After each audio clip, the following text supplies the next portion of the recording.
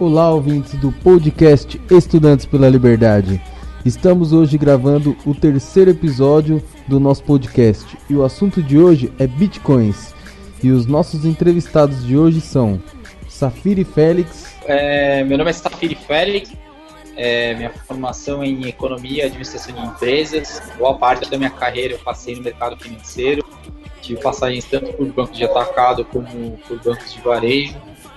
E desde a metade desse ano decidi abraçar essa causa de empreender uma startup de Bitcoin no mercado brasileiro. João Paulo Oliveira. Meu nome é João Paulo Oliveira, tá? Eu sou empreendedor, eu tenho formação, eu tenho graduação e mestrado em Ciência da Computação pela Universidade Federal de Pernambuco. E, enfim, sou empreendedor há bastante tempo. Eu entrei no universo do empreendedorismo com um projeto social, na verdade. Eu tinha um colega que era surdo e a gente criou na universidade, ainda eu estava terminando meu mestrado, um software para traduzir português para língua de sinais e língua de sinais para português, através de umas câmeras, dispositivo, Kinect, reconhecimento de voz. Enfim, a gente pegou essa ideia, a gente transformou isso numa empresa. E lançamos o software como um aplicativo gratuito, tá? Chama ProDef, PRODAF. E a gente acabou sendo investido pela Telefônica, pelo Bradesco. Esse software hoje tem mais de 1 milhão de usuários, a maioria pessoas com deficiência familiar. E essencialmente foi um projeto social, tá? O pessoal tem uma comunidade bem engajada que usa o ProDef hoje. E Rodrigo Souza. Meu nome é Rodrigo Souza. Sobre mim, eu trabalhava na Bolsa de Valores no Brasil, antes de vir para os Estados Unidos. Em 2004, 2008, eu trabalhava na BMF Bovespa, como terceirizado lá, uma empresa de tecnologia que a gente fazia exatamente toda a integração com corretoras e tudo, para um sistema de mini contratos, que era levar contratos, né, os contratos derivativos para as pessoas físicas. Em 2008, eu cansei do Brasil, vim para os Estados Unidos e aí eu fui para trabalhar na Bolsa de Nova York. E na Bolsa de Nova York eu fiquei até mais ou menos 2012, aonde eu resolvi falar tchau e vamos fazer alguma coisa aonde eu vou ficar com valor, né? Não onde eu vou trabalhar para mim mesmo. Todos empreendedores da área de Bitcoins.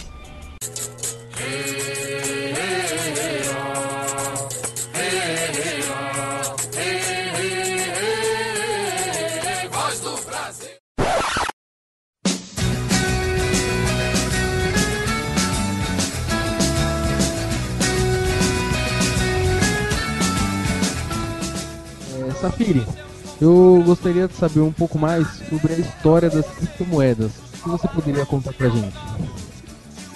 Legal, todo esse experimento começou com mais força a partir de 2009, quando o criador do Bitcoin, o Satoshi Nakamoto, que ninguém sabe ao certo bem quem é, se ele é uma pessoa só, se ele é um grupo de pessoas, iniciou o experimento do Bitcoin. E o que estava tentando criar com esse experimento nada mais era do que uma previsão que o Milton Friedman já tinha feito em meados dos anos 90, que era uma forma de ser livremente pela internet e que possibilitasse trocas instantâneas diretas entre indivíduos, né? E aí o Satoshi trabalhou esse conceito e desenvolveu o que é o Bitcoin, publicando o paper em novembro de 2009. Pessoalmente, eu classifico o Bitcoin como sendo uma resposta da tecnologia para as ineficiências do sistema financeiro, que ficaram mais latentes a partir da crise mundial de 2008. Na época, em 2008, eu trabalhava em bancos de investimento e eu consegui ver de dentro um pouco de quais foram as raízes dessa crise, né? Foi uma crise muito baseada em dois aspectos fundamentais que estudantes de economia e pessoas interessadas em investimentos conhecem muito bem. O primeiro deles é a questão da simetria de informação. O que aconteceu em 2008 foi que um risco que até então era um risco isolado em dois agentes do mercado se tornou um risco sistêmico. Por quê? Porque não se sabia ao certo qual era a quantidade de derivativos podres que estavam em circulação no mercado naquele momento. Então, na dúvida, o mercado resolveu precificar para baixo, entrou em pânico e fez todo o estrago que a gente sabe aí que a economia do global está pagando até hoje.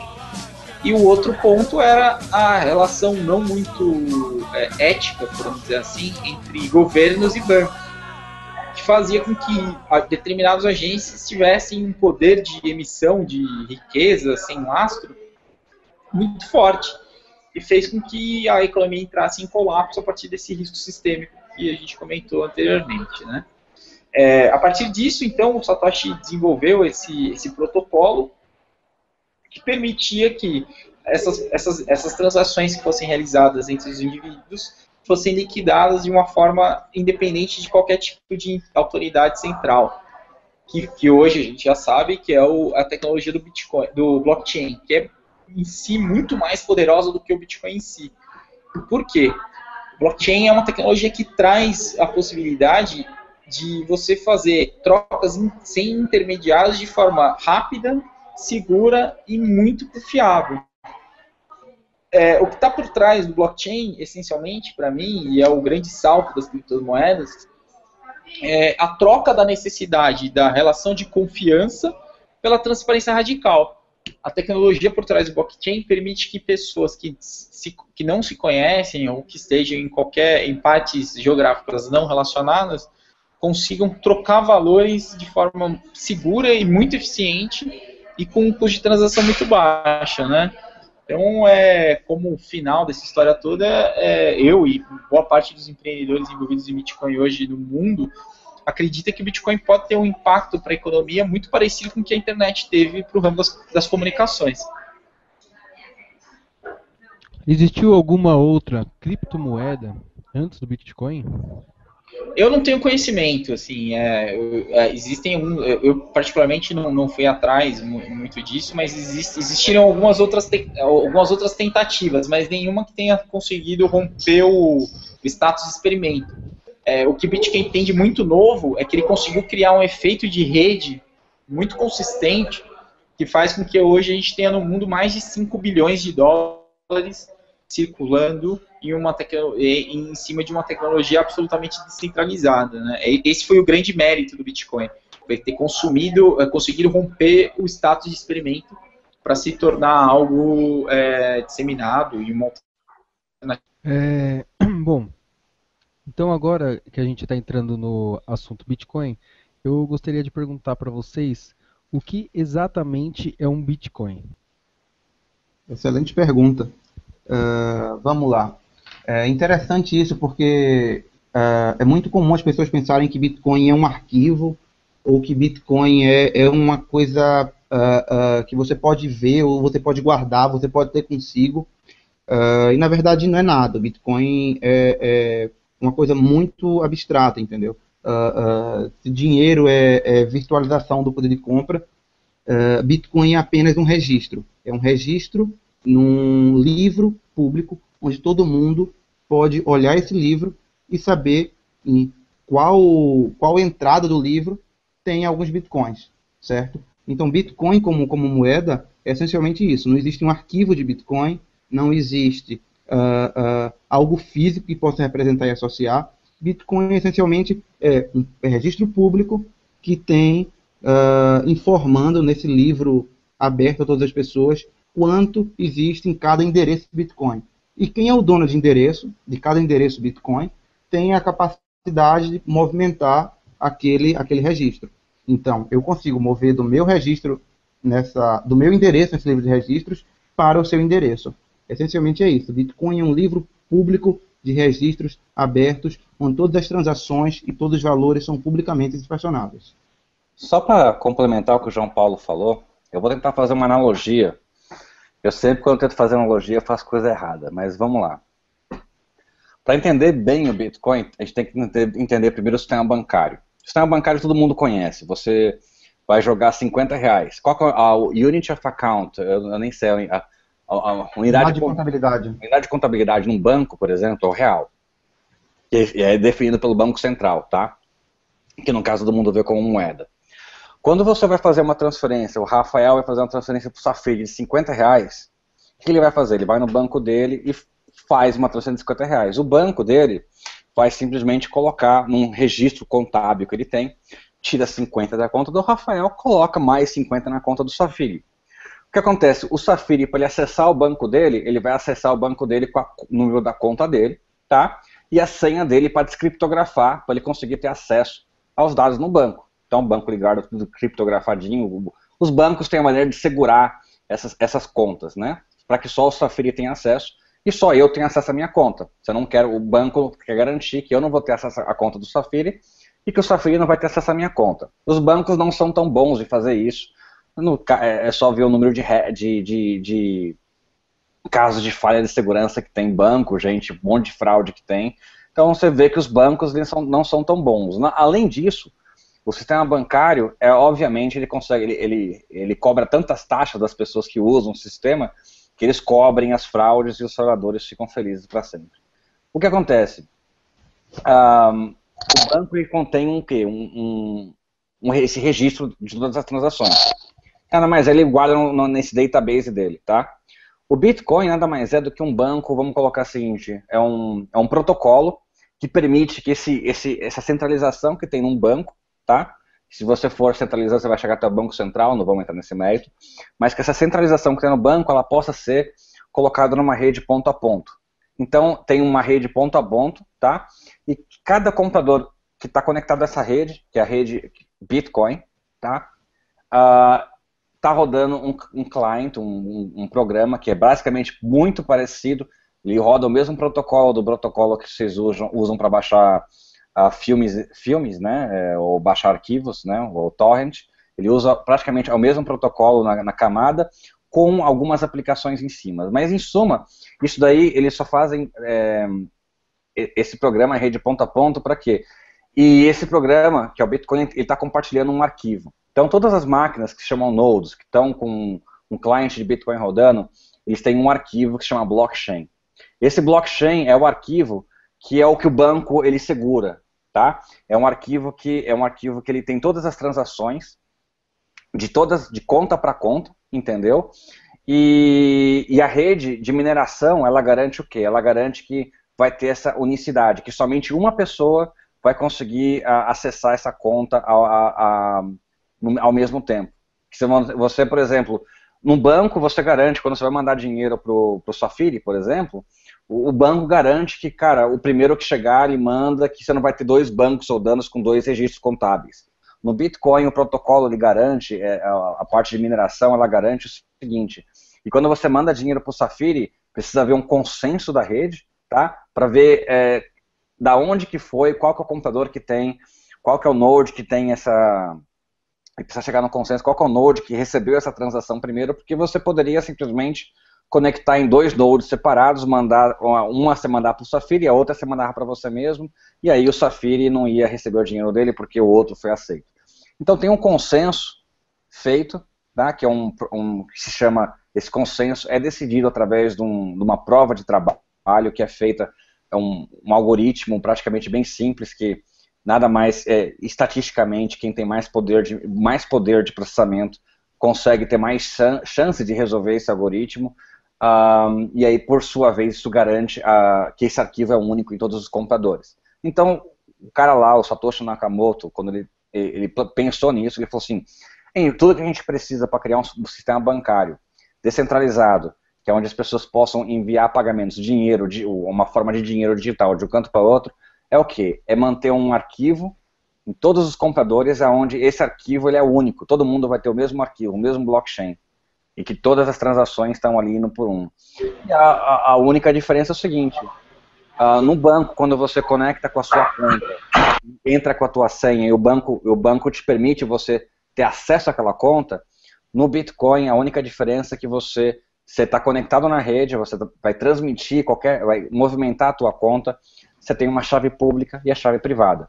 A chave pública ela funciona basicamente como a sua conta bancária e a chave privada ela funciona como a sua senha do banco, o seu dígito. Obviamente não são números curtos, é bem mais comprido, e o que faz com que as pessoas elas não estão acostumadas a guardar senhas tão compridas, ou não memorizam, e aí você tem alguns problemas de segurança que você acaba descobrindo. Então, assim, Bitcoin, e outra coisa, a Unity of Account dessa rede de Bitcoin, tá, que é o protocolo Bitcoin, a unidade contábil dele é o Bitcoin. É o Bitcoin com B maiúsculo. Então, assim, as pessoas confundem. Tem dois Bitcoins aí. Tem o Bitcoin com B minúsculo, que eu não sei se estou correto, se o B maiúsculo e B minúsculo aqui, mas como assumir minha palavra, eu posso estar errado aqui. Dizer qual que é qual. Tem o Bitcoin com B minúsculo, que é o quê? Esse protocolo aberto dessa rede descentralizada, que é igual o Torrent, tá? Que está todo mundo conectado e garantindo que tem esse livro contábil único, igual o banco faz, tá? Mas de forma descentralizada. E a unidade contábil que circula dentro desse livro contábil é o Bitcoin com B maiúsculo, que é o Bitcoin que você usa como moeda mesmo, tá? Mas a maneira como as transações acontecem nesse livro contábil é um pouquinho mais técnico, eu acho que não vale a pena aqui entrar em explicação técnica, mas em suma é isso. E só que esse livro contábil você não coloca só uma das coisas que as pessoas não veem, o quanto o Bitcoin é tecnologicamente avançado, é o fato que o Bitcoin não é só o livro contábil, não é só essa unidade, a Unit of Account que você coloca, você transfere de uma conta para outra. Você pode, inclusive, transferir propriedades. Como é um livro contábil, você tem a ordem, você pode, inclusive, por exemplo, hoje, se você quiser transmitir o teu carro, vender o teu carro para o Rafael. Vocês vão no cartório, o cartório vai no livro contábil dele e vai anotar que foi transmitido um carro de uma pessoa para outra. Quando tiver alguma dúvida de quem que é o dono daquele carro, o cartório, você pode consultar os cartórios, o cartório tem um livro contábil e vai poder dizer, né, obviamente. Então você poderia, inclusive, colocar propriedades nesse blockchain e contanto que o governo ele passe a aceitar e dizer, essas propriedades realmente são, o que acontece? Você pega toda essa burocracia que existe em cartório, em registro de títulos, grilagem de terra, isso tudo deixa de existir, né? Basta um pouco de boa vontade do governo para que ele pegue todo esse desperdício que existe na economia de cartório, não só cartório, de registro de terras, de tudo, ele cria o próprio protocolozinho dele, daria para fazer isso com mais ou menos umas 80 a 90 linhas de código, e aí você teria um cartório que roda dentro do blockchain, entendeu? Já até existe algo parecido, que a única diferença é que para você movimentar os registros nesse ledger público, nesse livro contábil público, você precisa dessa unidade de Unity of Account que se chama o Bitcoin, mas em termos assim de analogia, o que poderia explicar os sistemas atuais, né? Onde que o Bitcoin ele é disruptive mesmo. Você pega o sistema bancário, esses sistemas de cartório, tudo que você precisa de um registro oficial, de que as coisas, algo está movendo de um canto para o outro. Eu acredito que o Bitcoin ele entra aí e ele é 10 mil vezes mais eficiente que qualquer um deles. Mas... Pô, é muito legal ver isso. Eu sabia que daria para criar um sistema assim em cartórios, daí é até novidade para mim. É interessante, isso na verdade é bem genial. Você economiza milhões, talvez bilhões de burocracia, né? Vamos lá, pessoal. Acho que eu gosto depois de uma explicação tão completa do João e do Rodrigo, queria polemizar um pouco a história. Eu, enquanto economista, tento entender a coisa por um viés um pouco diferente. Assim. Concordo com tudo que vocês disseram das aplicações potenciais, mas eu, particularmente, encaro o Bitcoin como uma commodity. E o que quer dizer isso, né, em última instância? Em última instância, quer dizer que o valor do Bitcoin em si ele vai depender não da tecnologia em si, mas das aplicações que forem criadas em cima dela. Né? Como o meio de pagamento, que é uma linha que o João escolheu trilhar, aí é a aplicação onde a ineficiência é tamanha que o valor do Bitcoin fica mais evidente, né? E eu diria que a primeira aplicação de todas. Mas eu acho que reduzir o Bitcoin a mecanismo financeiro é simplificar demais o que a gente está vendo aí e uma tecnologia que está florescendo aos nossos olhos, né? Eu acho que, assim como a internet lá nos primórdios, no meados dos anos 90, a princípio os mais céticos encararam ela como uma substituta às mídias tradicionais, como rádio, jornal, revista, e só mais recentemente, a gente pode dizer com um pouco mais de força dos últimos 5 anos para cá, que as aplicações mais avançadas e o florescimento de toda a economia peer-to-peer começou a ficar mais latente. O Bitcoin ele tem um potencial muito parecido com isso. Assim, o ouro do Bitcoin não é o quanto ele está valendo hoje, na quantidade de Bitcoins que tem em circulação, mas sim na possibilidade de aplicações que podem ser desenvolvidas em cima dele. O que ele possibilita, como para mim foi o que me encantou mais do que o ativo financeiro especulativo de alta volatilidade, o nível de empoderamento que o Bitcoin traz para as pessoas mesmo, né? Finalmente existe uma tecnologia que permite trocas confiáveis entre duas partes, independente do lugar onde essas pessoas aconteçam, que essa troca aconteça com rapidez, agilidade e muita segurança, né? Para mim, o grande pulo do gato do Bitcoin foi trocar a necessidade de confiança entre as partes que estão trocando pela transparência radical, né? Nada é mais forte do que a transparência radical. O que está registrado é incontestável. Eu acho que é isso o valor, e eu acho que fico muito feliz de estar dividindo esse espaço com 2 empreendedores que compartilham comigo esse mindset, de como as coisas devem caminhar daqui para frente, né? Agora, talvez esteja atropelando um pouco da conversa, mas o que a gente percebe, particularmente no Brasil, é meio que uma corrida para o que pode ser a nova compra coletiva, né? A gente tem aí uma tecnologia com um potencial gigantesco para ser explorada, várias aplicações diferentes que podem estar sendo construídas em cima disso, e boa parte das soluções, tirando aí algumas exceções, está concentrada no usuário especulativo. É o cara que quer comprar Bitcoin hoje para vender com 5% de lucro amanhã ou depois.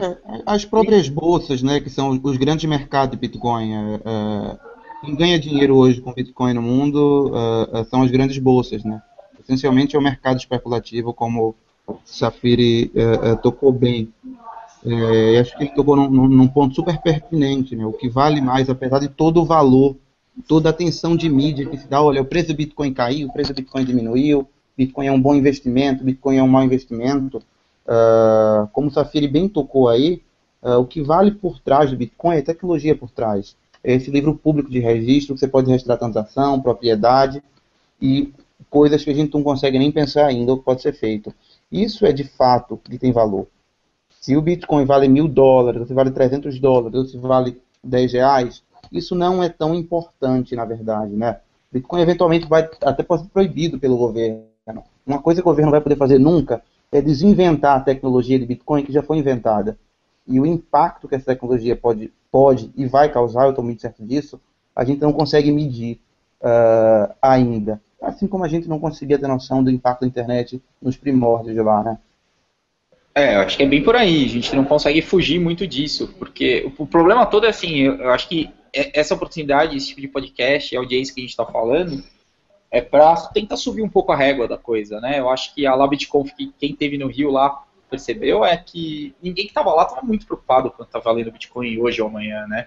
Óbvio, todo mundo que tem posições em qualquer tipo de ativo quer que aquele ativo valorize, mas... No fundo, todo mundo quer ganhar dinheiro, Safiri, também, sim, né? Sim, mas isso não é o mais importante. Nem de longe é o mais importante quando se fala de Bitcoin. Sim, sim. Não, porque qual que é a questão toda, né? Se todo mundo tiver com... óbvio, todo mundo precisa ganhar dinheiro. Nada longe disso. Estou longe de ser desses... dos que acreditam na estado de dependência, algo do tipo, que aí depois o Rodrigo pode discorrer com muito mais propriedade do que eu. Mas o meu ponto todo é o seguinte, a gente tem um mercado nascente no Brasil e que se os empreendedores daqui não se atentarem para o real potencial do que a gente está se metendo, a gente pode cair numa armadilha, né? Que é desbravar, maturar o mercado e depois entregar para os empreendedores que vêm de um capital com uma estrutura de capital mais paciente, enfim. A gente sabe, por exemplo, o Orkut está aí para dar um exemplo disso, né? O Orkut não foi um brasileiro, mas o Brasil foi o país onde notoriamente ele ganhou tração, ele limpou o mercado, e aí depois ele se mostrou inviável comercialmente, mas já com uma base preparada para o Facebook, para as outras redes que vieram na sequência desbravarem.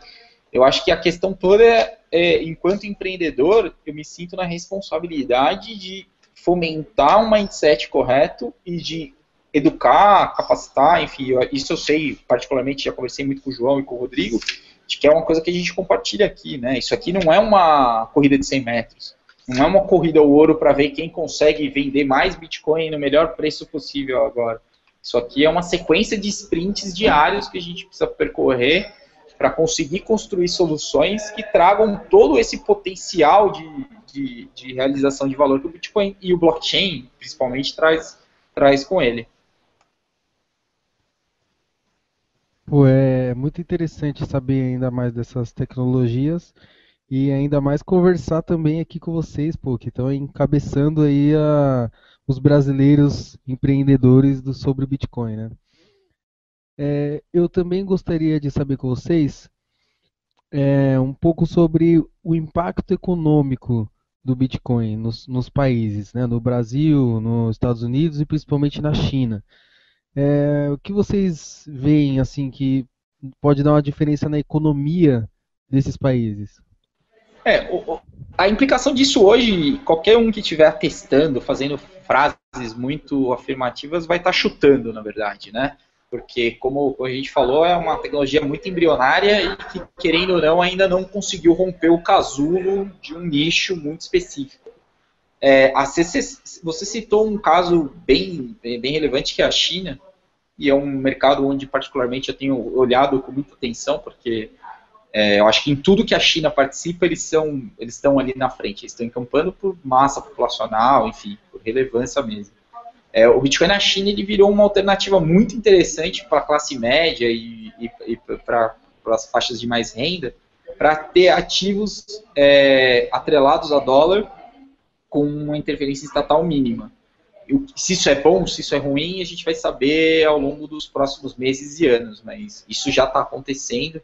Hoje o mercado chinês é de longe mais do que 50% do volume de transações globais, o que é um problema, porque ao mesmo tempo gera mais volume de transação, mas também o uso do chinês para o Bitcoin talvez não seja o melhor dos usos, mas isso acontece. E o que a gente tem visto é que o Bitcoin na China ele é uma alternativa de mais liberdade, né? As pessoas lá não têm instrumentos de investimento tão populares para o investidor médio, tão populares como a gente tem aqui no Brasil. Existem vários tipos de mecanismos de controle de capitais na China, tanto diretos quanto indiretos, né? A gente sabe que a correlação do yuan com o dólar é algo determinado, 100% centralizado, baseado no plano do partido. E o que vai ser do Bitcoin na China, eu acho que é muito interessante e é uma grande prova de conceito em relação ao Bitcoin. Eu acho que se o uso do Bitcoin na China se popularizar em massa e conseguir se disseminar, pode ser um gatilho importante para o resto do mundo se atentar de todas as oportunidades que a tecnologia traz com ela, né? Você tem um dinheiro que pode circular com mais eficiência e mais liberdade ao redor do mundo, é um mecanismo bastante potente, e a China, como mercado relevante, pode ser um precursor disso para o resto do mundo. Agora, se a gente pensar em outros mercados, a gente tem visto aí alguns outros lugares o Bitcoin como um mecanismo muito importante e relevante de proteção, né, da população contra as oscilações das políticas monetárias e da inflação em determinados países. Contra o governo, né? Bitcoin pode ser uma proteção contra irresponsabilidades governamentais, digamos assim. Sim, sem dúvida. Bem por aí. Assim, eu gosto muito de olhar para a Argentina. Assim, é um vizinho, a gente tem várias coisas em comum com eles, enquanto povo, enquanto história, enquanto dificuldades que a população passou em relação à política monetária. E o que a gente tem visto na Argentina é muito promissor. Assim. A gente tem visto um crescimento no mercado argentino bastante interessante. E lá muita gente já não se preocupa mais com conversão. as pessoas preferem ter bitcoins e guardar bitcoins como reserva de valor do que ter a moeda local. O que, querendo ou não, para mim, particularmente, é uma prova da validação do conceito. Agora, a gente entender a implicação que isso vai ter em relação ao Estado é um pouco prematuro. No Brasil, hoje, a gente teve um paper que foi solto pelo Senado Federal, do grupo de estudo que eles estão olhando, que eles estão começando a estudar sobre Bitcoin. Entrar até nesse assunto agora. O ponto positivo é que boa parte das referências que eles trazem é do Fernando Urich, que é um estudioso sério do assunto no Brasil. O ponto negativo é que eles ainda, aparentemente, não entenderam o impacto que a tecnologia pode trazer. Né? Quando eu leio esse paper, eu leio como sendo um statement de quem tinha uma gravadora e escrevia um paper para atacar o Napster. É meio que uma tentativa de desacreditar, de dizer que não é um fenômeno relevante, que é algo... Mas eu acho que ninguém no Senado parte da verdade também, né, Safira? Sim, não deixa de ser verdade, mas o que me preocupa um pouco é a análise rasa do ponto de vista de não entender sequer o conceito de tecnologia exponencial. Eu que é algo que está sob controle deles. Governo, não só governo, como até grandes organizações, não são boas com esse tipo de coisa, né? Mas essencialmente a conclusão desse paper, desse artigo, que como artigo é super raso, mas ele resume ali, olha, Bitcoin não serve como moeda porque não tem uma instituição por trás, entendeu? Não é centralizado, em outras palavras. O que, sob a ótica do governo, pode ser verdade. O exemplo do Safiri foi super feliz, no sentido de a gravadora reclamando a produtora de CD, fazendo uma resenha sobre o MP3, entendeu? Então, é óbvio que para o governo nunca vai ser bom. Por que o governo vai deixar de ter poder, ter controle, controlar a inflação em troca de outra coisa, entendeu? E sabe uma coisa que eu achei bem interessante, que eu li esse paper, né, hoje, e me parece que eles não sabem nada sobre a crise de 2008, porque eles falam coisas assim que não fazem o menor sentido. Então, eles querem dizer que se o governo tivesse regulado mais a moeda, em 2008 não teria acontecido a crise. Mas que não deixa de ser verdade, né? O paper, e aí a minha opinião sobre isso. Mas o que eu entendo da crise de 2008 é exatamente o contrário. Em 2008, se o governo não tivesse salvado as empresas, se ele não tivesse injetado dinheiro na economia, a crise até poderia ter acontecido, mas seria uma coisa muito mais rasa, né? E com certeza, com uma economia livre, as chances de acontecer uma crise igual a de 2008 são muito mais difíceis. Em relação só uma coisa, a crise não foi de 2008, tá? O 2008 só estourou as merdas que o governo fez de 99 até 2008. Sim. Então, o governo, o que ele fez, ele remendou as bostas que ele fez. Eu acho que o que aconteceu em 2008, para mim, eu resumo numa frase, assim, foi uma ação de socializar prejuízos para voltar a privatizar lucros, assim, os bônus em bancos de investimento voltaram a patamares pré-crise, a tomada de risco irresponsável voltou a acontecer, algo que me parece foi que a gente tomou uma porrada e não aprendeu nada com o nocaute. Mas vocês concordam que com uma economia... Mas vocês concordam que com uma economia mais livre é mais difícil de isso acontecer, né? Não, eu discordo, porque pega, por exemplo, uma economia super controlada como a Cuba. Lá nada funciona, então lá não vai ter crise nunca, porque tá sempre... Muito pelo contrário, tudo funciona mal e planejado, mas tudo funciona, entendeu? Mas nunca vai ter crise, nunca vai ficar pior. Exatamente, nunca vai ter crise, mas tudo funciona como esperado. Não, mas então... O problema é que o esperado não é bom, entendeu? Vamos se tornar o Brasil. Mas eu acho que assim, é um erro de avaliação a gente achar que a crise de 2008 aconteceu por falta de regulação. Não foi isso. Na minha opinião, uma coisa é excesso de regulação, não é? Não, mas uma coisa é regulação, uma coisa é regulamentação. São coisas bem distintas. É uma nuance, mas o que a gente tinha era o quê? Era um ambiente ultra regulados, mas totalmente desregulamentados. O que a gente precisa ter é coisas que a gente sabe aí, que o blockchain traz, que é você trocar a necessidade da confiança por mais transparência. O que acontecia em 2008 era que você tinha agentes que eram grandes demais, que o que fazia que pessoas confiassem demais nesses agentes, e que em um dado momento, quando esses agentes se mostraram frágeis, essa regulação, essa confiança que era concentrada neles, se disseminou como uma desconfiança sistêmica.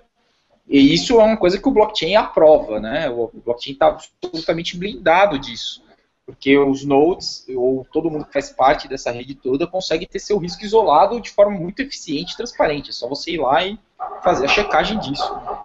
O grande desafio aí, Safiri, é que o modelo do blockchain, do Bitcoin, não é compatível com o modelo de empréstimo, né? Não é compatível com o modelo de seguros, né? de hipoteca que é usado por essas instituições, entendeu? Mas é sim, João Paulo, é sim. Vamos partir por princípio. Vamos supor que você queira ser o governo e você queira tomar proveito do Bitcoin. Não tem tecnologia melhor, se você for um governante tirano, de você tomar proveito de uma tecnologia que é tão transparente assim, entendeu? Como o Bitcoin. Vamos colocar do seguinte episódio, seguinte caso aqui, tá? O governo vai dizer, olha, vamos adotar o Bitcoin aqui para fazer os cartórios. Todo registro público de terra agora vai ser, tudo que é registro vai ser feito por Bitcoin, tá? E coloca tudo no blockchain do Bitcoin e começa a colocar as coisas lá. O que você vai acontecer? Você tira os bad players do ação, entendeu? Eu concordo completamente com você, mas note que o exemplo que você está falando é outro. Não, particularmente no caso da crise... Deixa eu só terminar uma coisa. Então, termine seu raciocínio. É porque muitas pessoas têm essa ideia, mas o governo não vai perder o controle sobre as coisas. Né? O que não é verdade. Eu não estou falando de governo, eu estou falando que o modelo de negócio dessas instituições, elas pegavam dinheiro sobre custódia e emprestavam, elas faziam tesouraria, faziam investimentos com esse custódia. O blockchain não permite isso nunca. Entendeu? Nada impede de acontecer uma empresa que faça isso. As pessoas querem alguém que faça isso para eles. Existe uma demanda de mercado para algumas coisas, crédito, etc. Nada impede uma empresa de falar, de usar o Bitcoin como ouro, como era usado. Obviamente vai ser muito mais difícil, porque o ouro você não consegue transmitir de um ponto a outro. Mas nada impede uma pessoa, minha mãe, por exemplo, que não sabe porcaria nenhuma de tecnologia, que de uma maneira que ela não conseguiria usar Bitcoin, mas se o banco chegasse para ela e desse Bitcoin, o banco ia se guardar os Bitcoins para minha mãe, dar a segurança para minha mãe que se ela for roubada, ela tem um seguro ali que vai bancar ela de volta, e nada impediria esse banco de fazer... Perfeito. Aí a gente está sujeito novamente à crise, entendeu? Então, trade-off, você ganha de um lado e perde do outro. Olha, eu não diria que está sujeito à crise ou não, porque a crise é causada por pessoas incompetentes no comando, entendeu? Não, calma lá, Rodrigo, acho que é um pouco extremista essa visão, assim, óbvio, a incompetência acontece, mas uma hora a incompetência sai de um risco intrínseco e vira um risco sistêmico, que foi o que a gente viu em 2008. Eu acho que o grande pulo do gato do blockchain é que ele impede isso. A partir do momento que você tira a simetria de informação, né? Você pode escolher se vai impedir ou não. Olha, eu sou totalmente contra a existência de governo, tá? Mas as pessoas vão se reunir para resolver problemas comuns. Isso é inevitável. E não tenha dúvida nenhuma, numa sociedade, as pessoas fazem o governo, elas querem o governo que elas querem controlar, e não tenha dúvida nenhuma, quando as pessoas perceberem que... Elas querem alguém para terceirizar os problemas. Quando elas perceberem que através da tecnologia do blockchain elas podem fazer um governo muito mais eficiente, tá? Quando eu digo um governo muito mais eficiente, é você tirar todas as maçãs podres do governo, tirar os incentivos, impedir isso. Obviamente, as pessoas que estão no poder, eles podem não ter tanto incentivo para fazer isso. Mas eu não tenho dúvida nenhuma que quem manda, no final das contas, que quem vai decidir mesmo, são as pessoas que usam. Quando as pessoas veem o valor das coisas, o político não consegue obrigar a população a fazer uma coisa que ela não quer. Então o político não consegue, não tem tanto poder assim quanto se pensa. O que o político tira vantagem é da ignorância da população. Então, é tudo uma questão muito de educação também para o Bitcoin. A população tem que ser educada, e isso é um trabalho de boca a boca, né? E que vai acontecendo naturalmente. Então, Não, eu acho que assim, cara, vamos voltar um pouco o tópico. o tópico e para as aplicações práticas, né?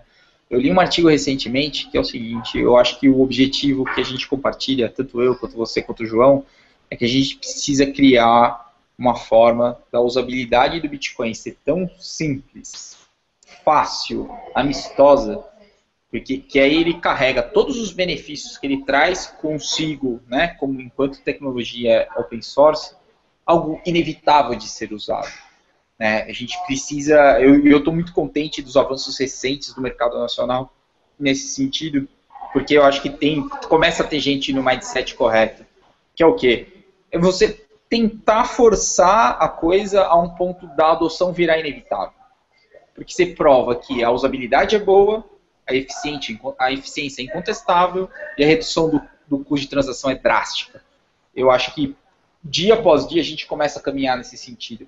Porque, qual que é o problema? Apesar de eu compartilhar desses valores, dessa visão de mundo, eu acho que os libertários xiitas são ao mesmo tempo uma ameaça, não uma ameaça, mas uma trava para a adoção maior do Bitcoin. Você encontra pessoas que não têm um mindset nesse sentido e que tudo que sai relacionado a Bitcoin vai nesse viés, o dinheiro livre, não sei o quê. A pessoa às vezes não quer isso. A pessoa só quer uma coisa que resolva o problema dela. E eu acho que é isso que a gente está se concentrando e pondo ficha para fazer. Sabe uma forma que eu acho que iria pegar fácil para as pessoas que não têm a mínima ideia do que é o Bitcoin e também que nem querem saber o que é o Bitcoin? Uma espécie de cartão de débito com Bitcoin. Então, se puder as lojas aceitarem um cartão e fazerem a transferência automaticamente do valor do produto e a quantidade que você tem na sua conta de cartão. E sim, ser mais simples, né? A pessoa decorar aquele número de 4, 6 dígitos e passar na loja um cartão, uma bandeira que aceite bitcoins. Eu acho que isso seria o boom do Bitcoin no futuro. Mas, Rafael, só para te complementar uma coisa, eu entendo o que você quer fazer. Você quer fazer com que o Bitcoin seja aceito em tudo quanto é lugar, né? Então vai usar a tecnologia de alguém que já está lá, que no caso é a Visa. O que acontece é que você tem que entender o problema do lojista. O lojista não gosta de receber Visa. Pergunta para qualquer lojista o quão trabalhoso é, primeiro, para você conseguir uma maquininha daquelas, uma conta para você aceitar a Visa. É uma burocracia. Segundo, quanto custa para ele manter uma maquininha daquela? Se você chegar para um lojista e oferecer uma oportunidade... Só uma coisa. Não, é que eu tô querendo dizer assim, não exatamente usar Visa, pode até ser um sistema diferente, até igual o Mercado Pago, esse tipo de coisa assim. Mas tudo é tecnologia. Você tem que chegar para o lojista, você tem que entregar para o lojista uma solução que, primeiro, ele não está interessado no meio de pagamento, ele está interessado assim, ele quer dinheiro na conta. Como é que eu vou ganhar dinheiro na conta aqui sem ter dor de cabeça? Não venha me ensinar coisa nova que ninguém vai ter. Então esse é o desafio do Bitcoin. Como é que você chega num lojista, entendeu? Entrega algo para ele que ele não vai ter que aprender nada de novo, vai ter que ser simples para ele, entendeu? E de uma maneira que ele não vai custar nada para ele, tá? E que você permita lojistas, qualquer lojista se cadastrar. Não só lojista que tenha tipo, alguma infraestrutura, que você permita qualquer pipoqueiro, por exemplo, que está na rua levando um carrinho de pipoca. Pergunta se ele vai conseguir aceitar cartão de crédito na pipoca. Não vai. Mas se você entregar para ele algo que é simples, que é mais simples que dinheiro, que ele não corre o risco de ser roubado com o dinheiro que ele vende as pipocas dele, não tenho dúvida nenhuma que ele usaria. A questão esse é o desafio do Bitcoin, como fazer ele ficar simples. Eu entendo o seu ponto de vista de cartão de crédito, poder ajudar, mas... Tanto que esse tipo de solução já existe, né? Já existem empresas que fornecem cartão de crédito que é integrado com a carteira Bitcoin. E uma forma de tornar o Bitcoin, sem dúvida, mais acessível, faz sentido para o usuário. Eu não tenho a menor dúvida que o caminho para o Bitcoin é esse. Todo mundo concorda aqui que Bitcoin é um protocolo. Bitcoin é a tecnologia que está por trás. Não necessariamente as pessoas têm que possuir Bitcoin tá? Para fazer transação. Algumas pessoas vão querer fazer isso, outras não.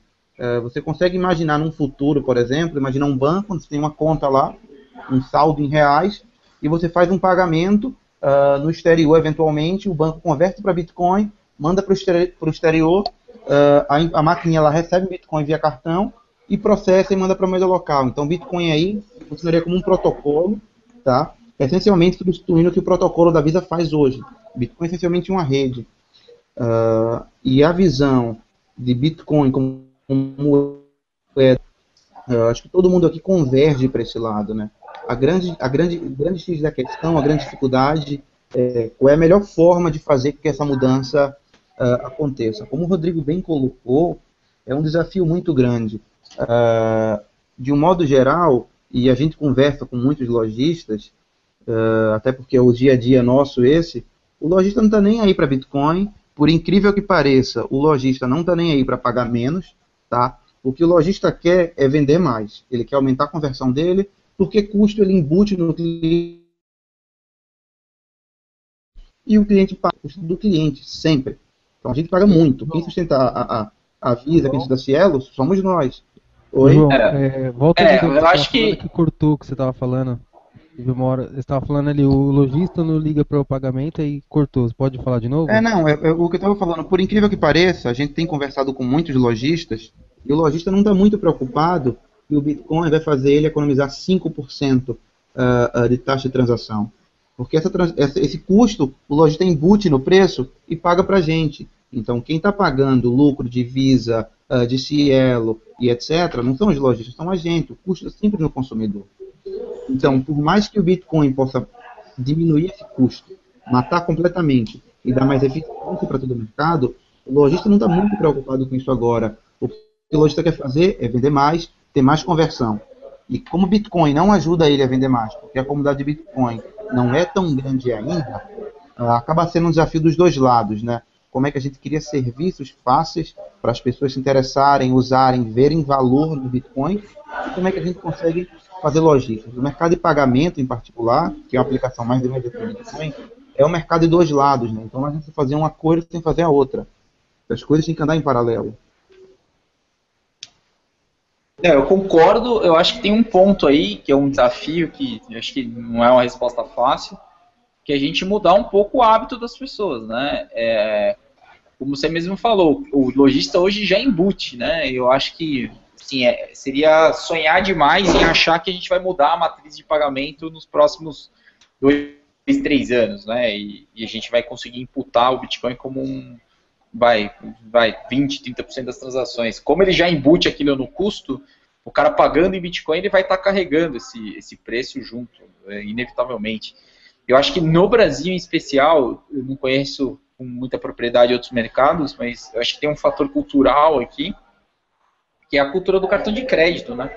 Só não usa cartão de crédito quem tem medo dele, quem é muito desastrado, já teve experiências de gastar demais por impulso e se enrolar, mas quem não teve esse tipo de experiência tem o hábito de concentrar todos os seus custos no cartão, pela praticidade, pelo fator de você pagar aquilo em uma única data e no futuro, e também pelo fato de você ter recompensas muito claras ali, né? Você acumular milha, enfim, os N programas de relacionamento que as operadoras hoje oferecem.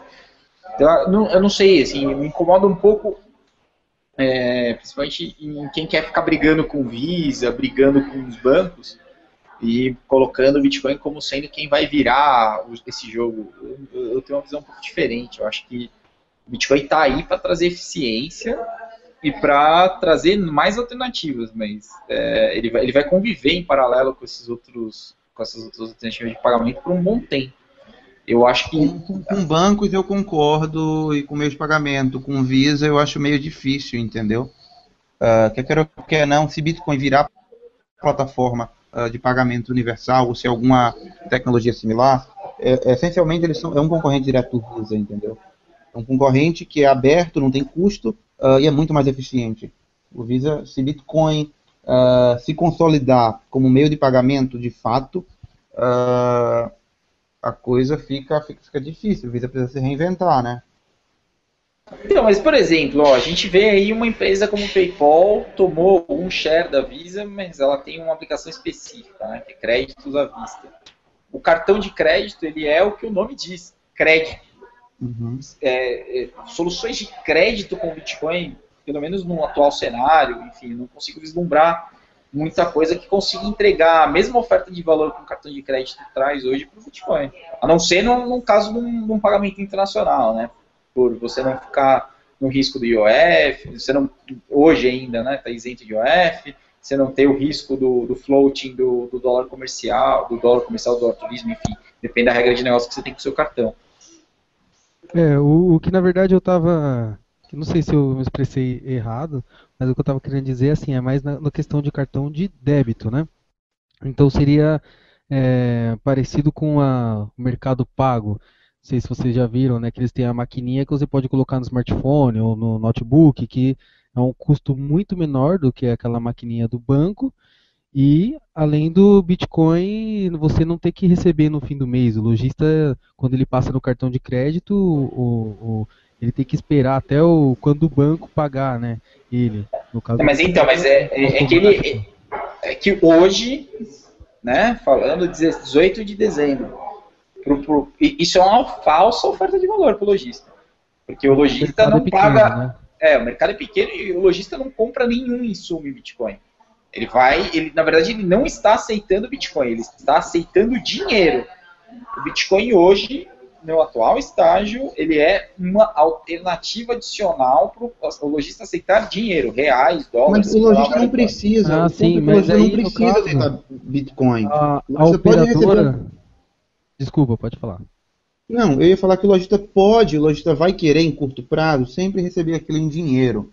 E a pessoa também, ele vai querer pagar em reais, porque a pessoa consegue contar aquilo em reais. Até para gente que usa, dado com volatilidade, quanto é que vale 0,35 bitcoins? Putz, você vai pegar a calculadora para fazer, entrar no site, entendeu? Hoje, com a cultura atual, com as práticas atuais, as pessoas querem pagar em dinheiro e os lojistas querem receber em dinheiro. Bitcoin pode funcionar muito bem com um protocolo de transporte. Um protocolo que essencialmente substitui o valor que a Visa entrega. Você pensa num banco, tá? Num banco que ele presta um serviço e essa carteira lá dele tá lá, olha, Bitcoin como uma rede, onde eu vou passar em outra máquina ali que aceita também qualquer coisa da rede Bitcoin e eu saí de real e entreguei em real do outro lado. Bitcoin funciona somente com meio de transporte. Isso, mas não, perfeito, você chegou exatamente onde eu gostaria de chegar, assim, porque qual que é o ponto, assim? Isso é uma opinião particular minha, assim, quem fica defendendo muito o Bitcoin como moeda tem um ponto, porque ele também pode ser moeda, mas ele dificulta a entrada do usuário comum que ainda não entrou para essa história. Não, exatamente. E nesse modelo, Safiri, você tem um caso claro aí de desintermediação. O banco continua prestando o serviço dele, o que é que o banco faz? O banco dá crédito. O adquirente, o credenciador ali, o Ancielo, no caso, o Pacto Seguro, fornece equipamento, entendeu? E você desintermediou a Visa. Você pegou o intermediário ali que cedia a rede, você trocou ele por uma rede aberta, uma rede open source, uma rede muito mais segura e que muito em breve vai aguentar uma carga internacional, carga mundial. Exato. Hoje a gente sabe que não então, aguenta isso que o João está falando é exatamente o que eu estava falando, entendeu? Tipo, a pessoa não vai pagar exatamente em bitcoins, ela vai ver o preço em real, vai passar no cartão de débito, esse cartão vai convergir em bitcoins e transportar para a conta da loja, do lojista. E esse lojista, na hora de retirar, ele vai tirar em reais, ele não vai tirar em bitcoins. É só um transporte, um meio de transporte, de transferência. E aí, o que é lindo, o que é legal, o que é muito foda nesse negócio, é que pelo fato de ser Bitcoin, é uma rede aberta. Qualquer pessoa que tenha ali Bitcoins guardado por qualquer motivo, que receba, que tenha a sua wallet, ela consegue entrar e consegue pagar naquele lojista. Não fica aquela coisa imposta por uma empresa, onde você tem que fazer parte da panelinha e pagar as taxas e obedecer as condições que ela quer, entendeu? A gente sabe que as grandes empresas de pagamento hoje exploram os comerciantes, os usuários em troca de lobby, e acontece muita coisa absurda, uma coisa surreal que acontece no mercado. Por exemplo, um lojista hoje, por lei, ele não pode cobrar diferente por meio de pagamento diferente. Ou seja, se eu vendo um produto, eu tenho que cobrar o mesmo preço de cartão de crédito e de cartão de débito. Só que, por cartão de crédito, o lojista paga muito mais e vai receber num tempo muito maior, entendeu? E o que é que os bancos fazem, as empresas de pagamento? Eles dão um monte de incentivo para o cara comprar no crédito. Então, ele pega o lucro dele, dá milha, dá benefício, dá um monte de incentivo, promoção. Eu só faço compra no cartão de crédito, porque é muito mais vantajoso para mim, certo? E quem paga é todo o sistema. O lojista paga, eu pago, fica tudo mais caro, as empresas de pagamento lucram, o governo cobra imposto aí, foi o governo que obrigou isso, impôs esse lobby, e todo o sistema paga essa conta, entendeu? Então o Bitcoin é uma alternativa para desromper isso. Bom, eu acho isso bem perfeito, João, mas o que me preocupa um pouco, talvez, ainda é a questão da concentração na liquidação dessa história, né? Que uma vez que o lojista recebeu isso, se um lojista quiser receber Bitcoin literalmente, diretamente, ele precisa ir no mercado secundário para liquidar.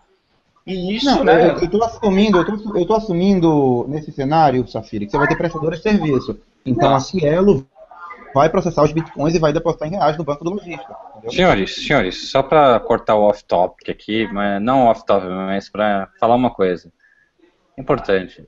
O Bitcoin hoje, ele não é uma reserva de valor, porque ele varia muito. Ponto. Qualquer pessoa que pode abrir um gráfico, vai lá ver o preço do Bitcoin, vai ver que ele é volátil.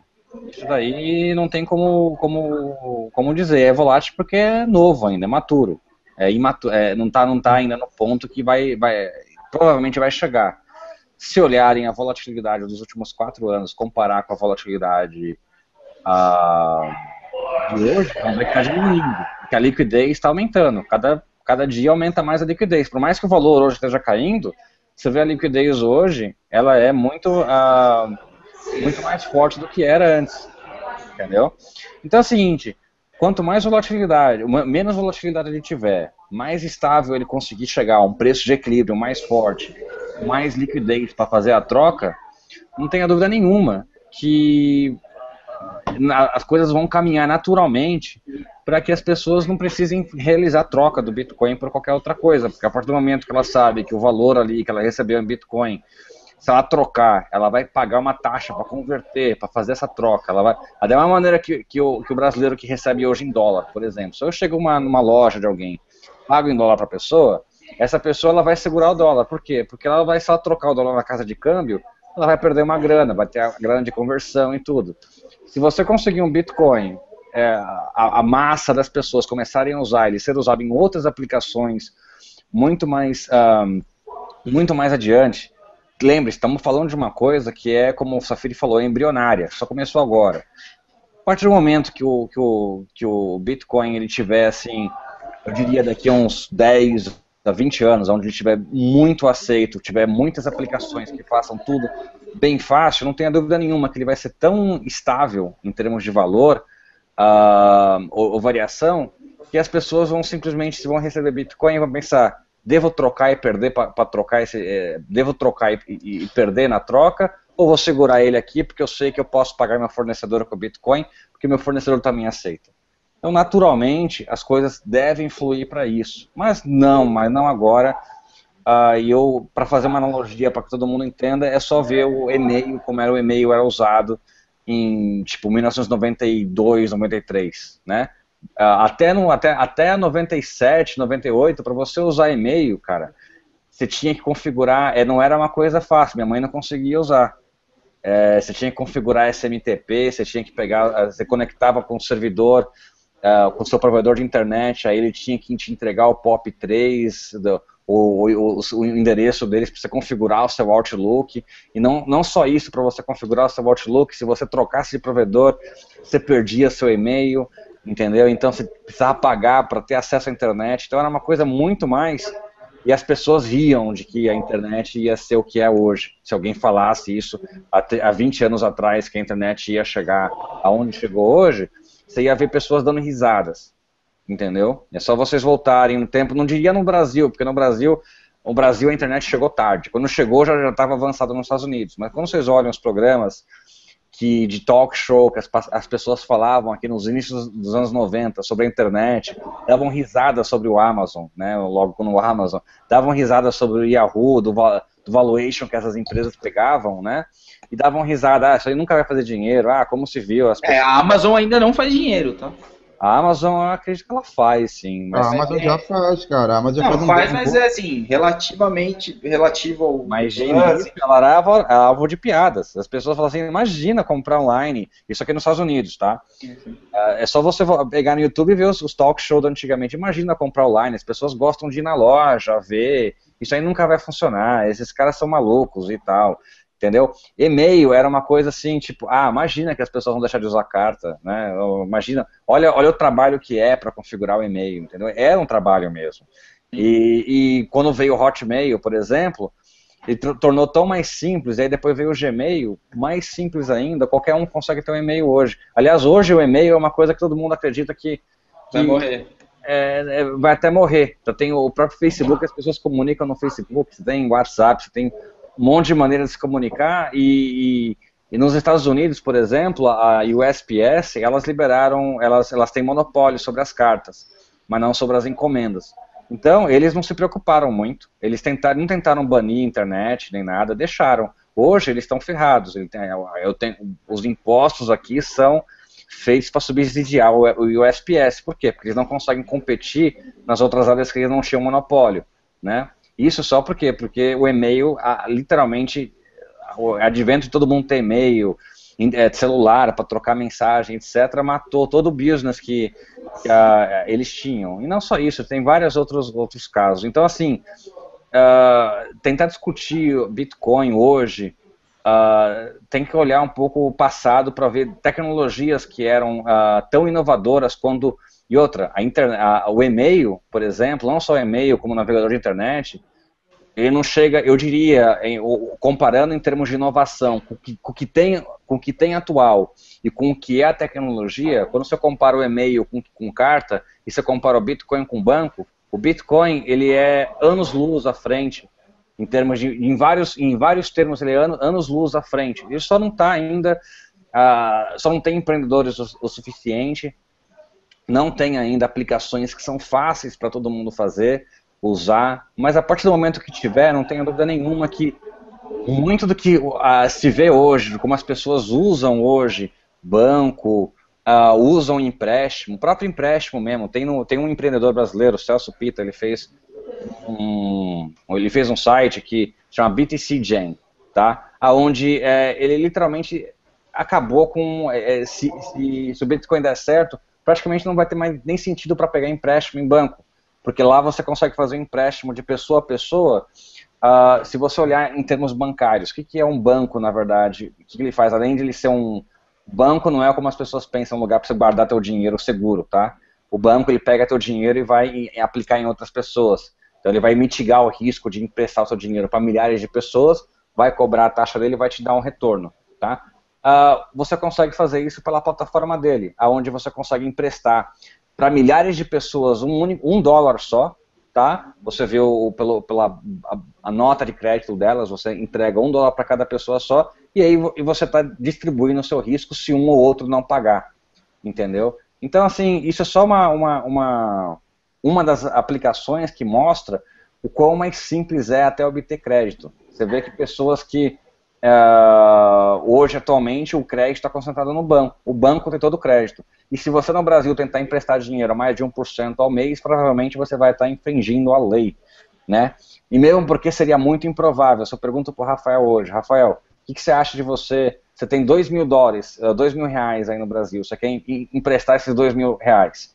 Eu vou falar assim, tá bom, empresta R$1 para cada uma das pessoas. Se você fosse ter que fazer isso manualmente, emprestar, você não ia ter lucro nenhum, você ia ter perda de tempo de conseguir emprestar R$1 para cada uma delas, para saber quem ia te pagar R$1,10 com juros depois.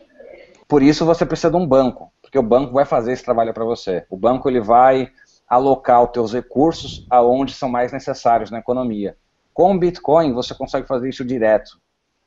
Obviamente, ainda está embrionário, como eu te falei. A partir do momento que isso é só uma das aplicações que eu tô colocando que podem ser assim totalmente inovadoras ao ponto de você conseguir você mesmo ser o seu próprio banco. Mas eu diria isso, tá muito no início, mas o que as pessoas têm que entender é a tecnologia, aonde a tecnologia pode chegar, onde a tecnologia pode ir, o quão inovadora ela é, e até o quão ela já pode ser usada hoje. Hoje em dia, como eu já mesmo dei o exemplo aqui, remessa internacional, cara, se você não está usando o Bitcoin para remessa internacional, sinto muito, você está perdendo tempo, porque você está gastando mais tempo que você tem para fazer remessa internacional, você está perdendo dinheiro, porque você está pagando taxa, tá?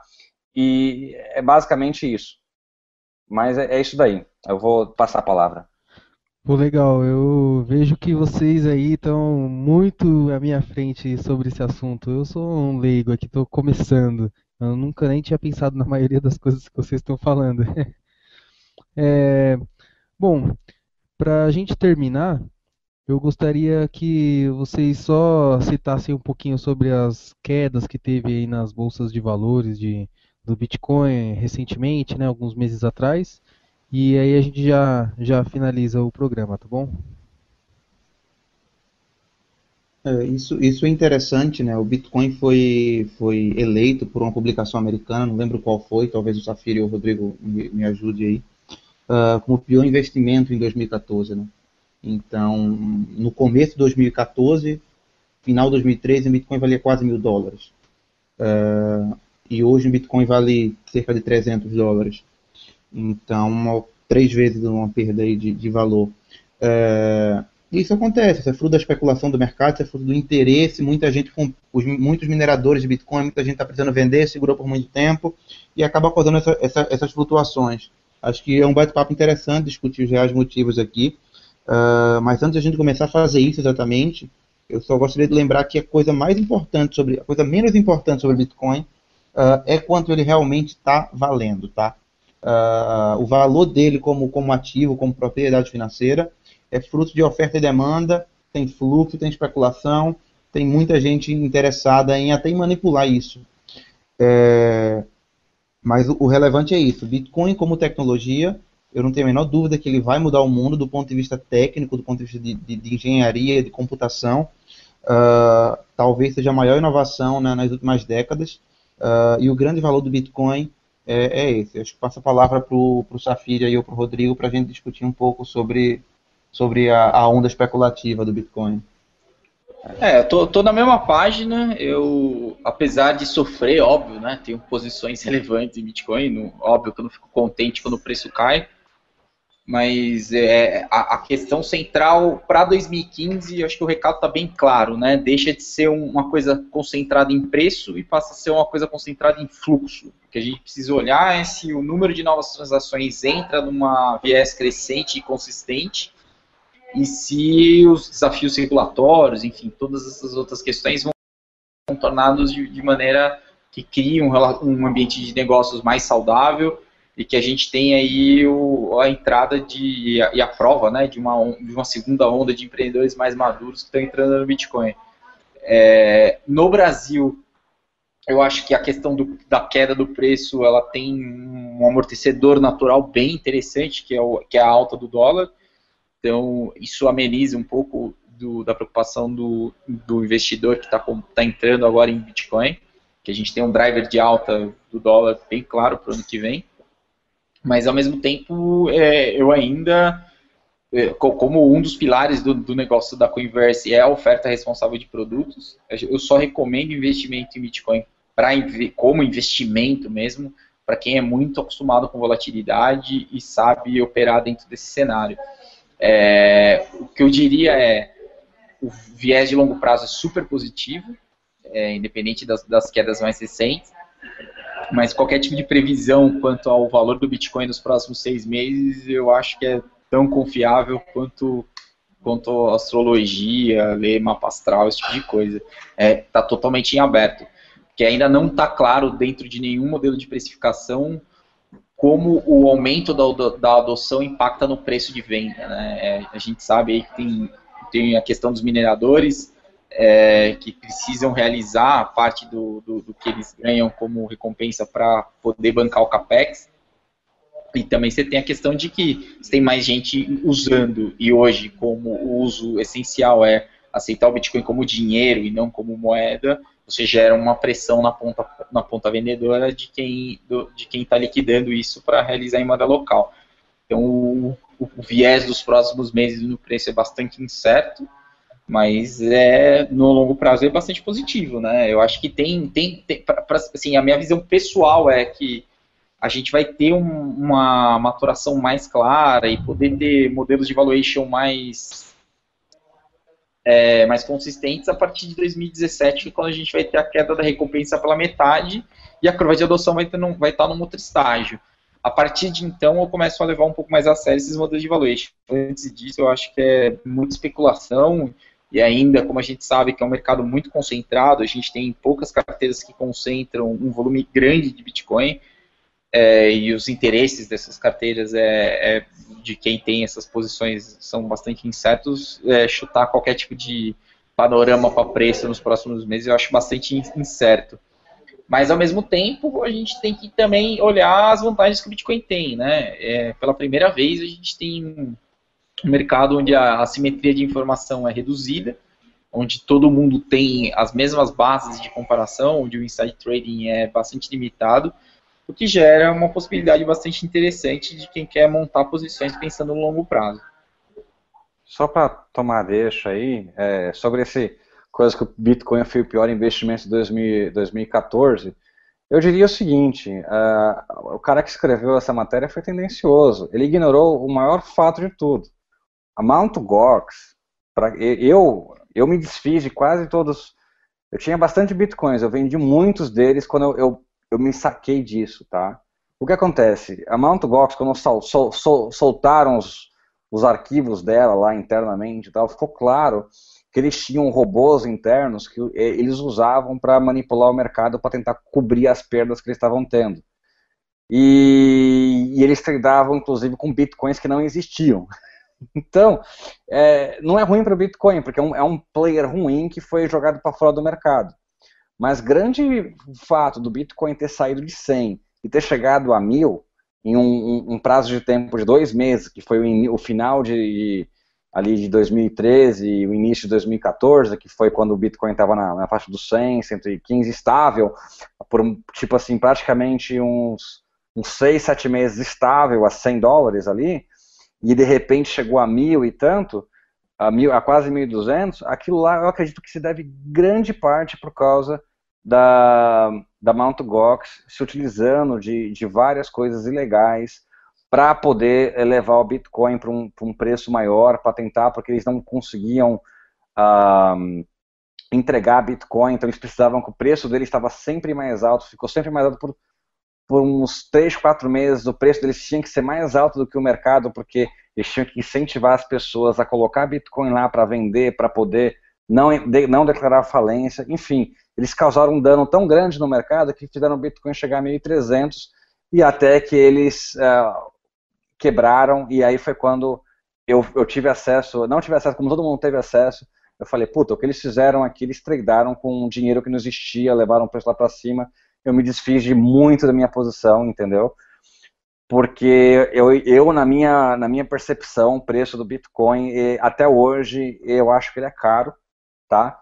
Justamente por causa disso, a pessoa tem memória, ninguém quer perder dinheiro, tem gente que segura, mas inevitavelmente, quando uma coisa que o Safiri falou, as facilidades que estão tendo para se gastar Bitcoin está cada vez maior, está muito mais gente, muito mais comércios eletrônicos nos Estados Unidos estão aceitando, o número de lojas está crescendo exponencialmente, e isso é o seguinte, a pessoa recebe o Bitcoin, o que ela faz? Ela vai lá e troca no mercado. Mas eu acredito que tanto a quantidade de Bitcoins que é vendida por comércio eletrônico, quanto a quantidade de Bitcoins que é vendida pelos mineradores, eu não acredito que nenhum desses dois são números tão grandes que expliquem a queda. Eu acredito que a queda ela é realmente natural, porque o Bitcoin realmente não vale o valor que chegou em 2013. Ele só chegou naquele valor, isso é uma opinião pessoal, tá? Só chegou naquele valor porque houve uma manipulação gigantesca da empresa, que era líder de mercado na época, e que graças a, tipo, assim, graças a todo mundo, essa empresa não está mais hoje no mercado, entendeu? Então, isso só prova uma coisa: empresas que são maléficas ao sistema, elas não podem continuar no mercado, porque elas fazem merda, e esse tipo de merda, ele acaba acontecendo isso, entendeu? Então, é isso que eu teria a falar sobre o preço do Bitcoin hoje. Acredito que se você comparar com o preço dele antes desse evento que teve, que a Mt. Gox fez o preço aí a esses valores, o Bitcoin, para quem comprou ali em outubro de 2013 e está com ele hoje, ele aumentou o valor, tá? Ele aumentou o valor. Se o Bitcoin aumentou bastante, que estava 120 mais ou menos em outubro de 2013, e hoje, o dia que a gente está falando, está 300, então o cara ganhou 3 vezes o que ele investiu. Tem que desconsiderar essas merdas que aconteceram aí, porque, tipo, aconteceu, né? Não teve ninguém lá olhando a Mt. Gox para ver o que eles estavam fazendo por dentro, e isso é um problema que no mercado também é uma coisa que eu estou tentando resolver, de evitar que pessoas com poder para fazer merda, que elas façam merda. Não deveria ter isso, né? Mas isso tem que partir do mercado.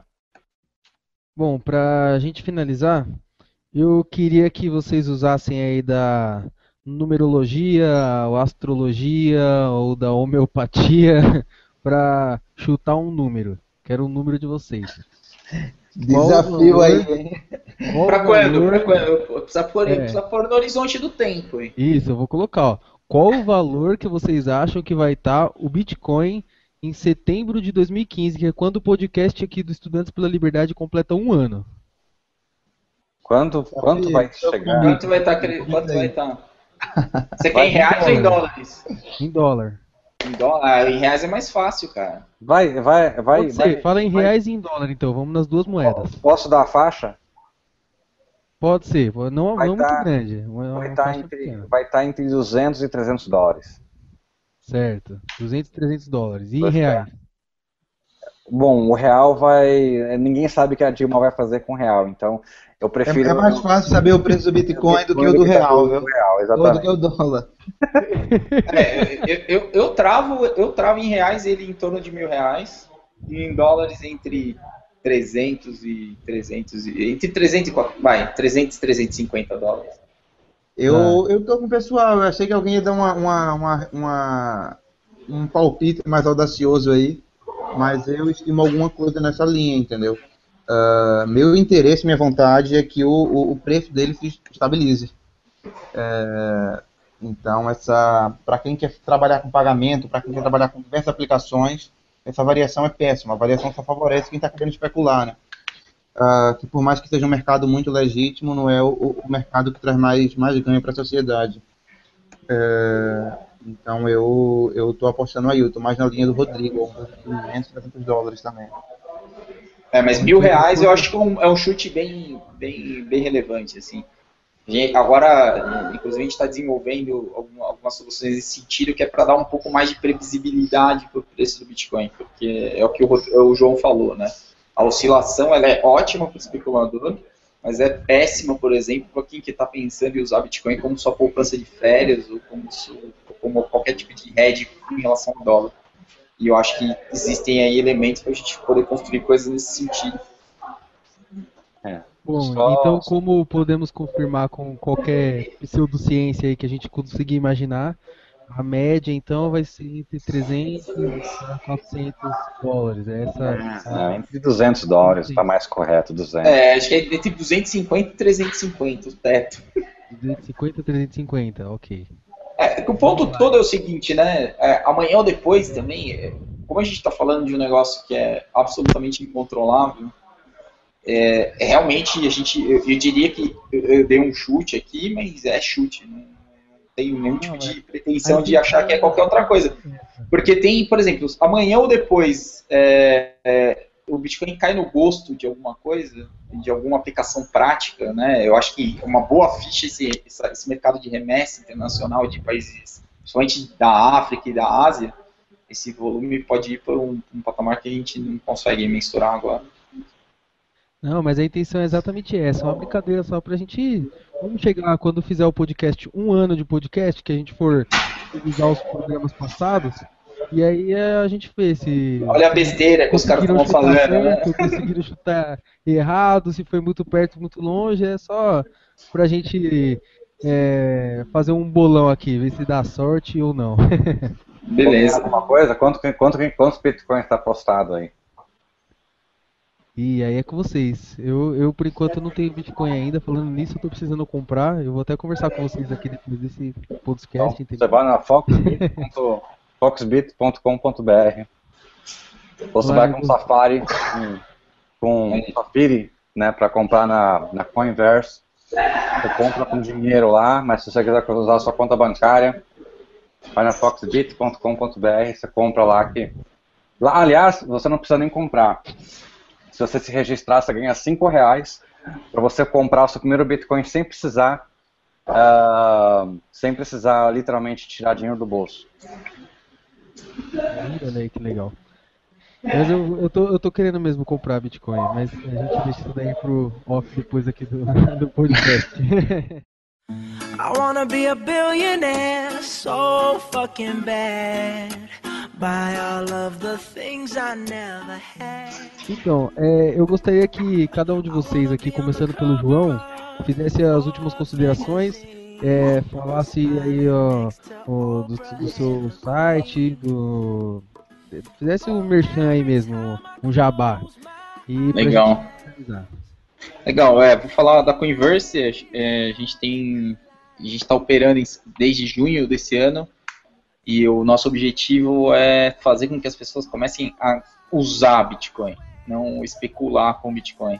Então a gente trabalhou muito fortemente aí nos últimos meses para construir uma solução que permitisse que não você usasse Bitcoin não só como uma alternativa de reinventar sua relação com o dinheiro, mas também como um meio de pagamento efetivo para praticamente qualquer tipo de compra que você fizer, né? A gente tem a opção de você pagar boleto bancário usando usando o seu saldo em Bitcoin. Então, você pode comprar em qualquer tipo de e-commerce, pode pagar seu aluguel, você pode pagar todas as suas contas usando o saldo de Bitcoin. E eu acho que a nossa tese de investimento é que o caminho é por aí. Qual o seu link? Coinverse.com.br. Seu Facebook? Facebook é Safiri Félix. Tem Twitter, alguma outra rede social? Não uso Twitter não, cara. É só Facebook mesmo e LinkedIn. Tranquilo. Rodrigo? Olá, oi. Então, sobre consideração final, a única coisa que eu tenho a dizer aí para as pessoas, eu não sou sócio da Foxbit nem nada, a minha empresa é Blink Trade, tá? E só que a exchange que a gente tem operando no Brasil é foxbit.com.br. E para quem tiver aí interessado, curioso para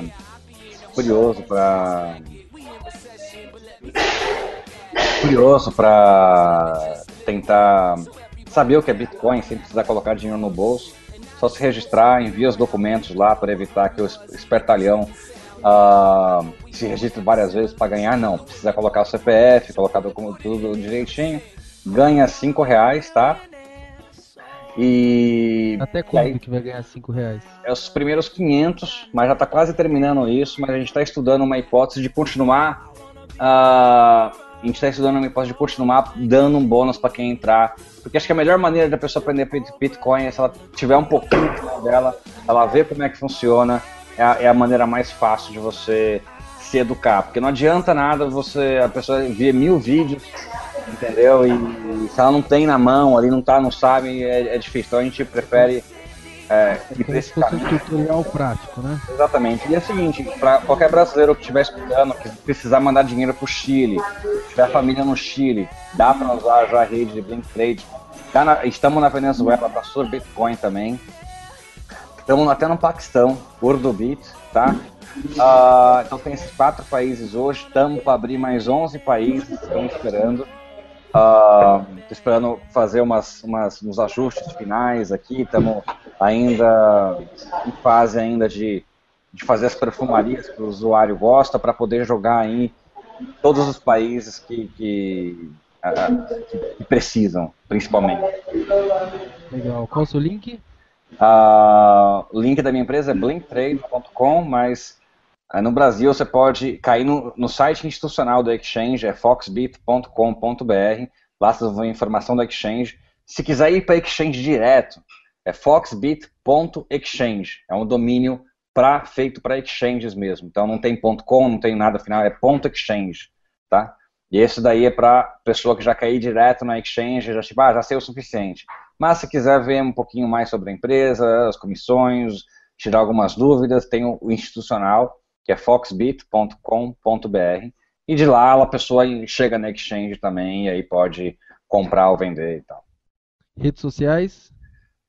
Redes sociais, o meu nick eu tenho um Twitter, mas não uso, tá? A mesma coisa Facebook, tenho um Facebook, eu uso mais o Facebook, então só procurar facebook.com/pinhopro, mesma coisa para o Twitter, é pinhopro, @pinhopro, tá? Mas já adianto, eu não uso Twitter, muito pouco. E eu tenho um canal no YouTube também, que é onde eu ajudo os brasileiros que são da área de TI, que são programadores aí, a imigrarem para os Estados Unidos. Mesma coisa, youtube.com/pinhopro. Aí vocês vão achar lá para quem estiver interessado em sair da terra do nunca e vir para os Estados Unidos para morar, trabalhar, pode ir lá e ver. Eu já tenho mais de 100 vídeos com mais de 12 mil pessoas que seguem. As pessoas podem me conhecer melhor também. Bom, e agora o João. Pagecoin.com é a primeira empresa voltada a processar bitcoins para comerciantes no Brasil, tá? A gente aceita bitcoin como pagamento e paga em reais para o lojista. Então funciona mais ou menos como um PagSeguro, como um PayPal, só que só com bitcoin, tá? Nosso objetivo é exatamente esse, é facilitar e incentivar o uso de bitcoins no Brasil no comércio, tá? E poder extrair o real valor do bitcoin, diminuindo taxa de transação, melhorando margem de comerciante e incentivando a propagação de Bitcoin. Rede social minha, pode me encontrar no Twitter como J Oliveira, JJOTA Oliveira por extenso, e facebook.com.br jpsantosoliveira, tá? Qualquer coisa, entrar em contato lá em pagecoin.com, pode mandar um e-mail por contato que bate em mim também. Enfim, a gente acredita muito em Bitcoin, a gente está muito esperançoso com o ano de 2015, então as expectativas nossas estão muito altas. A gente acredita que vai ser um ano decisivo para o Bitcoin no Brasil. Bom, então eu gostaria de agradecer a todos vocês, especialistas e empreendedores do Bitcoin, a mais esse episódio do podcast do Estudantes pela Liberdade. Espero que todos os nossos ouvintes entendam cada vez mais, aprendam mais sobre Bitcoin e, o mais importante, que comecem a usá-lo, né? E nós já temos aí bastante... Errei, quer falar? Calma, voltando. Nós já temos aí bastante referência sobre onde comprar, onde fazer trade de Bitcoin. E eu queria avisar a todos que no dia 23 de dezembro, às 8 horas, teremos uma palestra online do Conectados pela Liberdade com o Jean-Luc Lorenzon. Nós vamos falar sobre as guerras, o porquê as guerras se justificam ou não e por quais motivos. Muito obrigado a todos pela audiência. Até o próximo episódio. Tchau!